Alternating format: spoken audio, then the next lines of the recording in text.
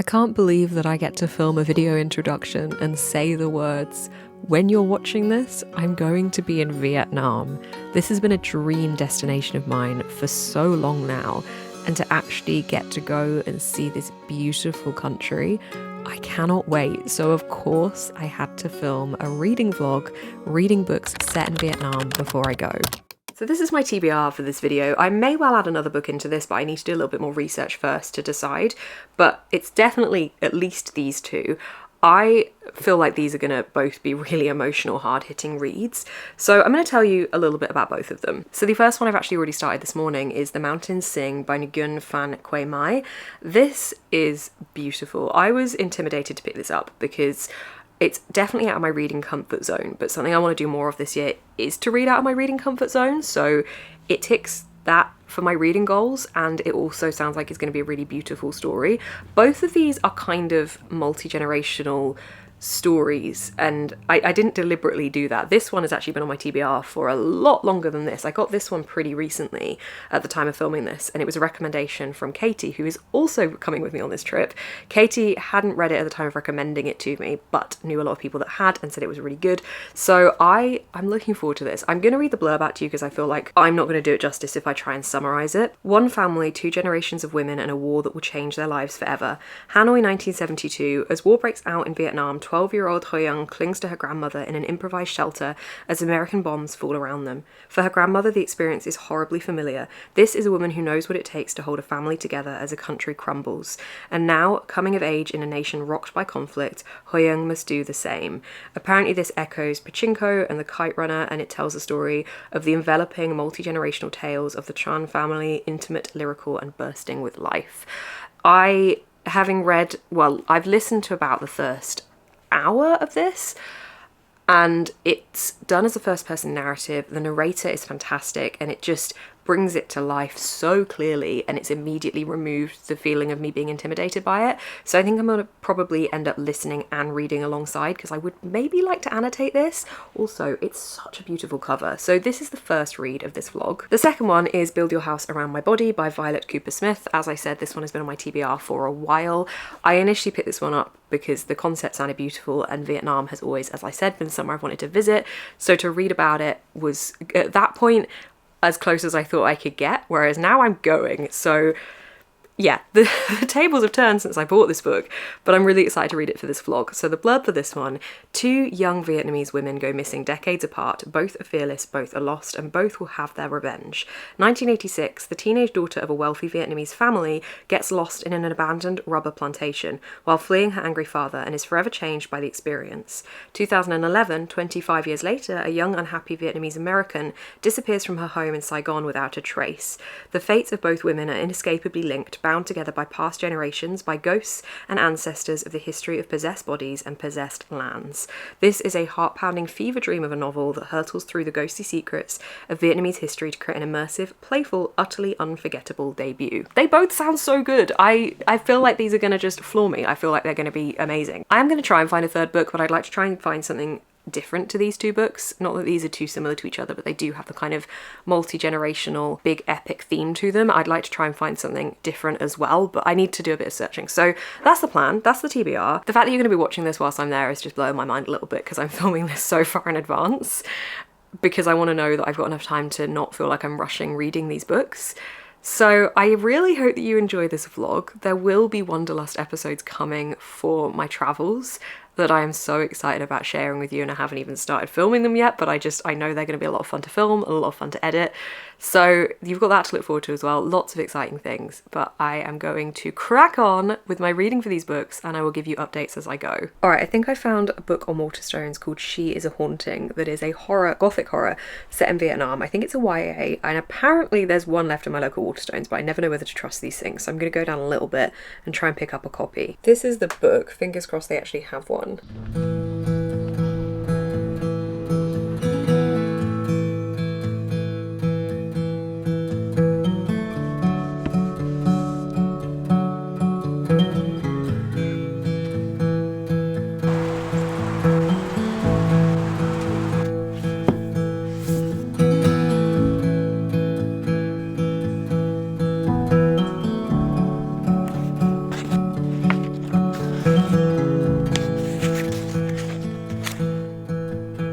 I have filmed this about 3 or 4 times already, and I'm really struggling to word it because this book has floored me completely. I have finished The Mountains Sing, and it was so good. So beautiful, so heartbreaking, full of tension and sadness and reflection and looking back at everything painful that these characters have experienced. But wow, like wow. I think it's left me pretty speechless to actually try and form any thoughts in my brain, which is great when I'm trying to review it. This is set across parts of the 20th century in Vietnam. There is war, there is pain, there is loss, there is grief, there is family, there is friendship, there is the kindness of strangers. This has so much in its pages. We're essentially following the story being told from 2 different characters' perspectives. We are seeing a grandma telling her granddaughter, the story of her life, where initially we see her start in the 1930s, and then we are seeing her granddaughter experiencing war herself in the 1970s. And we're seeing time progress in both of these timelines as the stories go on, as they get older, and everything that's happening to them. And my God, is it a lot. A lot of heartbreak, of pain, of everything is being thrown on these characters. And because of the way the narrative is told, because of this raw personal connection that these characters have to the story, it just feels so much more powerful. I studied the Vietnam War at school, and ever since then have wanted to visit the country. And studying it, you see obviously how much tragedy and how much absolute destruction was caused in the country.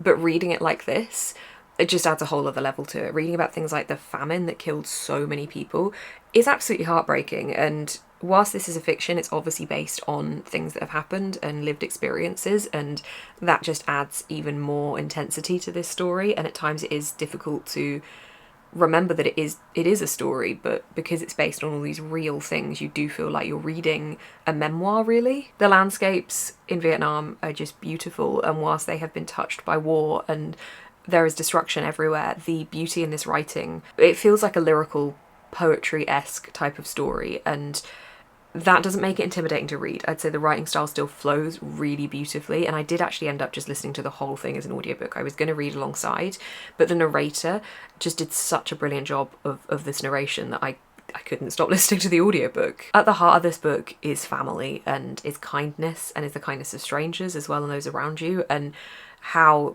family is really what kept both these characters going in this book, and how important that is to them, and how important their heritage and their culture is. And it's just stunning. It was absolutely beautiful, and it really hit hard. There are Vietnamese sayings scattered throughout this book as well, which I feel like just make it feel even more special, and being able to read about the Vietnamese culture and just knowing that I'm going to be visiting this country that has so much history and so much beautiful culture to it. I can't wait to be able to go, but I feel incredibly honoured to be able to visit this country as well. And this book has just shown me that even more. And I do feel a little bit speechless from this. I want to do it justice, but I think my brain is just feeling pretty emotional about it all still, to be honest. I gave it 5 out of 5 stars. Obviously, I don't know how you can't give it 5 out of 5 stars. This book was utterly beautiful and completely broke my heart. Yeah, I think I'm gonna stop babbling now, but first book for this vlog has been read, and it was a great one. So I'm really glad that I picked that up. I think that was a really important book to read, and I would really recommend it if you have any kind of interest in it. I would really recommend reading it. Don't be intimidated by it at all. It's like, obviously it's not a light story, but the writing itself, it flows so well, and it's very digestible, I think. So do consider picking it up. It was brilliant. I don't know what I'm going to read next. One of the other 2 books on this TBR, I haven't decided, so I will let you know when I do. So I'm now reading Build Your House Around My Body by Violet Cooper Smith. I will talk to you properly about this book shortly, but I am up to page 78, and we've just had this lovely line that says, unmarried at 28, she was standing on the high, crumbling ledge that overlooked spinsterhood, which is really nice, because I just turned 28 and I'm unmarried, so I love that I'm standing on that ledge with her.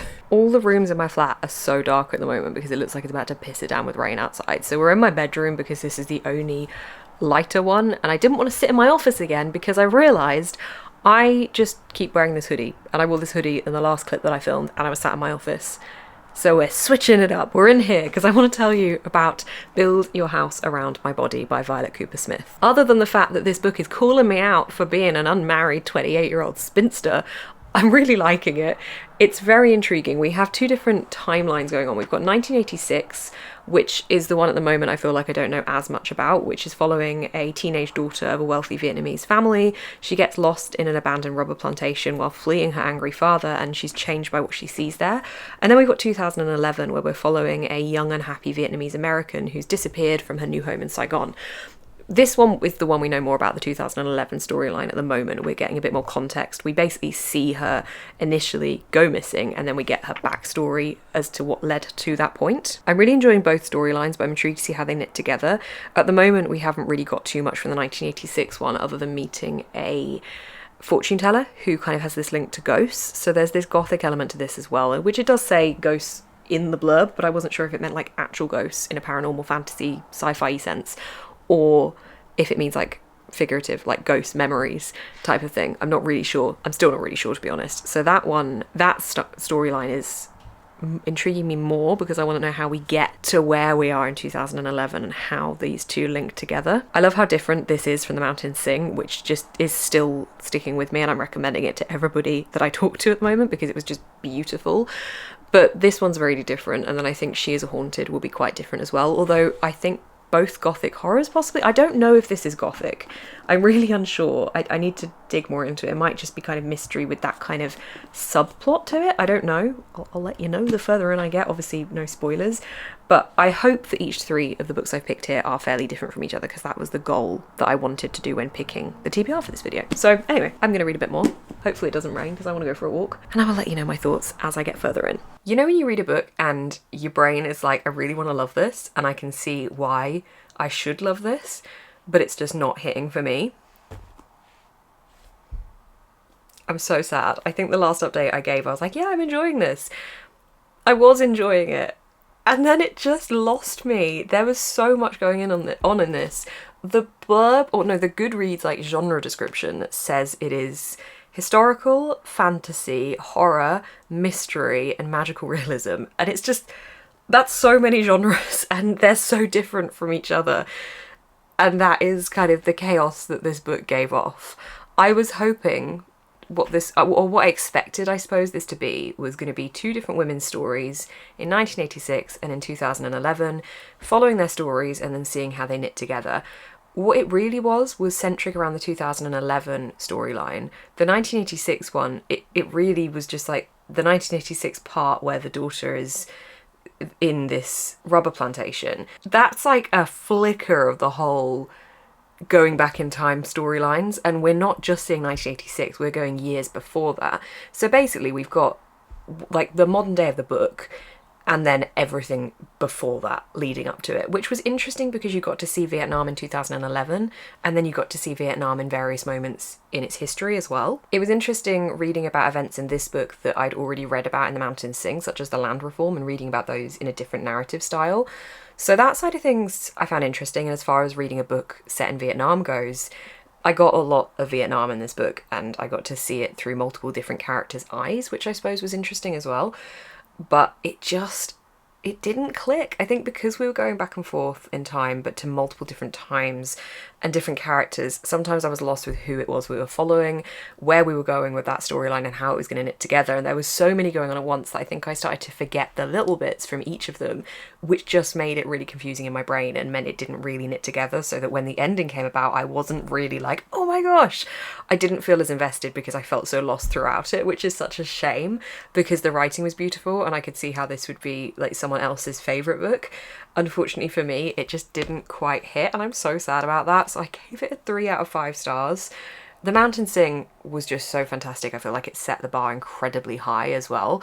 But I can still see that this was a beautifully written book with a really interesting, cleverly woven story. It wasn't for me, and I'm so sad about that. I have now started She Is a Haunting by Trang Van Tran. This is the last book of this vlog, and this is more of a gothic horror, because I thought potentially at some point the Build Your House Around My Body was going to go down the gothic horror route, and it did have horror aspects, but it didn't really feed into the gothic horror I thought it might. This one is a haunted house and it's already got that kind of slight gothic atmosphere to it, and I'm only a couple of chapters in.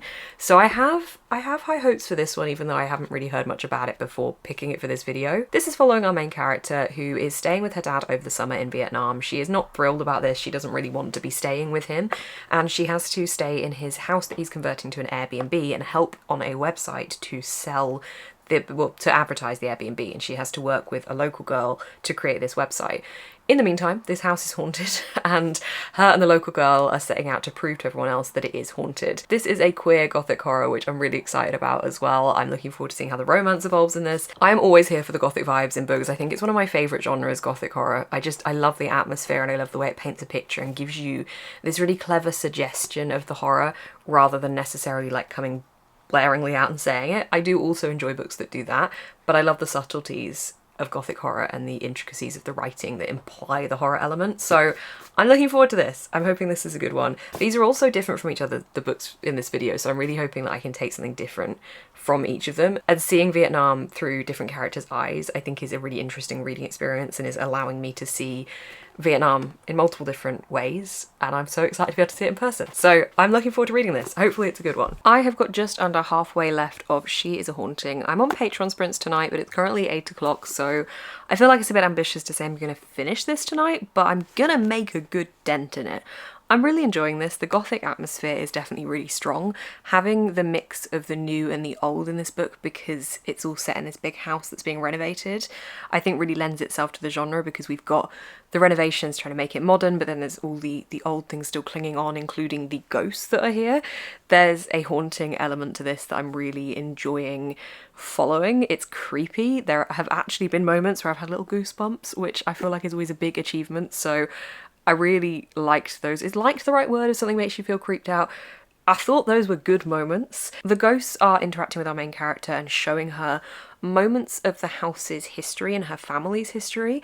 There's discussions of colonialism and how this still has an influence today. We also have these neighbours who live nearby that have introduced a different discussion to the story. They are very knowledgeable about the area, and they're quite ignorant to the culture of the area, I would say, and actually preserving that culture, and their discussions kind of add another layer to this story, and seeing that through our main character's internal monologue is making for a really interesting reading experience. Generally, this is, yes, a gothic horror, but I feel like there's a lot more going on as well. Really interested by the relationships in this as well. Not only the romantic relationships, but also the relationship between our main character and her dad and her sister. She doesn't have a good relationship with her dad, and she's over here seeing him against her will, really. Well, not against her will. She's made a deal with him, and that's why she's here, because he's basically going to pay her school tuition fees. I want to know if her dad has some kind of possession thing going on, though, because he's just really dislikable and really mean, and I don't know if that's generally just what he's like, or if he's got something controlling him that's making him act this way, because he's definitely quite dislikable. Hopefully all shall be revealed. I currently have quite a few questions surrounding our main character as well. To be honest, she interests me because we don't know everything about her, and she's got some secrets that have been hinted to, but we don't have the full details yet, so I'm hoping that we get some more answers there.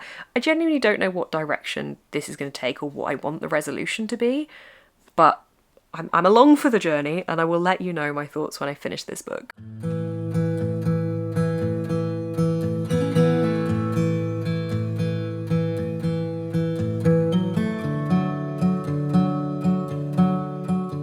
Okay, me again real quick, haven't finished, but I think the dad might actually just be awful, because there's been some stuff said about things that he's done when the main character was younger, and he just does not sound like a nice guy.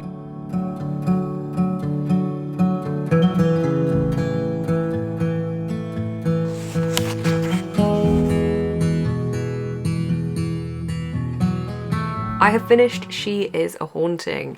This book took me on a bit of a roller coaster. I don't really know what my final thoughts on it are. I'm not sure. It was really beautifully written, and I enjoyed the haunted element. I feel I still left with a lot of questions about our main character, which meant that I don't really feel like there was a strong enough conclusion for what I needed from the characters. This is both character and plot driven, but mainly the characters are steering the direction of the plot. It was definitely a really interesting reading experience for this vlog, because I think I've had 3 very different books all set in Vietnam, all different genres really as well, and all following very different types of characters from each other. This book, beautiful writing, but very sad because of the journey our main character's going on, but also because of the history of colonization for generations and generations that's surrounding her where she is, for her relationship with her dad and everything that she's trying to figure out there. That was definitely part of the roller coaster ride to go on. I never really knew what footing we were on with that, but also her own personal journeys, trying to come out to her parents as well. There was a lot of different things here going on. It's not like too big of a book, so there was a lot going on in a short amount of pages. It did feel slower, but it did feel like there was lots of different avenues that this book was going down. I feel like it just didn't quite wrap up in the most satisfactory way for me. It was about family, and it was about the history of your family, and I did like that that theme was kind of running throughout it until the end, but I don't know, there was something in it for me that just didn't quite click by the end, but the whole way through I was really intrigued to see where it was going to go. I've given it 4 stars. I was dabbling between 3.5 and 4, but I've gone for 4 because I think the writing was the thing that kept me coming back, and I wanted to find out where it was going to go. So I was intrigued throughout the whole thing, but it just didn't quite wow me at the end, I suppose. But it was really beautiful, so I did like this. It's 4 out of 5 stars. That's like a really good review. I don't know how I feel. Sometimes books just leave me like this. I know the kind of overall vibe and feeling it gave me, just articulating words isn't really happening right now. So I finished this, which means I have finished my 3 books for this vlog. I probably should have the 3 books to wrap up for you, shouldn't I? Hang on. These are the 3 books that I read. I have a 3-star, a 4-star, and a 5-star. So I think it's been a pretty successful reading vlog, mainly because The Mountain Sing just blew me away. Utterly beautiful, just brilliant. I think I've used the word beautiful a little bit too much in this vlog, but I cannot wait to go to Vietnam, and obviously the fact that when you're watching this I will be in Vietnam. I'm so excited to be able to go and visit this country, and I think reading these books has really helped to shape my overall understanding of more of the history of Vietnam, because I did study it at school, but we studied specific parts of the history, so this has kind of given me a little bit more round information, and I'm definitely going to do more research before I go. But these books were beautiful, and whilst, oh no, I said beautiful again. And whilst they are all fictions, they are obviously grounded in something very real, and I really enjoyed this whole reading experience. Thank you so much for watching this vlog. I will be doing another vlog that will be coming very soon that is reading books set in South Korea, because after Vietnam we are going to be heading to South Korea as well. So I'm going to be doing a similar style vlog for books set in South Korea. So keep an eye out for that one. Do hit the bell notification to be told when it goes live, and obviously subscribe and all that stuff. Thank you so much for watching. I will see you in the next one.